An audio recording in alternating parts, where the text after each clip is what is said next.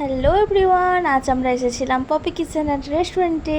যদিও আজ আমাদের শ্যাম্পুর একটা কাজ ছিল, তাই ভাবলাম এসেছি যখন একবার ঘুরেই যাওয়া যাক। আর আমি কিন্তু আজ ফার্স্ট এসেছি, আর আজ কিন্তু পপি কাকিমা ছিল না, তাই কাকুর সাথেই দেখা হয়েছিল। আর আমাদেরকে কিন্তু বাইরে অনেকক্ষণই দাঁড়াতে হয়েছিল, কারণ ভেতরে দুটো রুমের সিটই পুরো ভর্তি ছিল।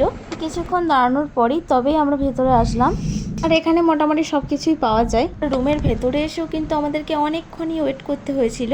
আর আমার মনে হলো আজ যেন একটু বেশি ভিড় হয়েছে, যদিও আমি আজ প্রথম আসলাম, কারণ এখনো বাইরে প্রচুর মানুষ ভিড় করে দাঁড়িয়ে আছে।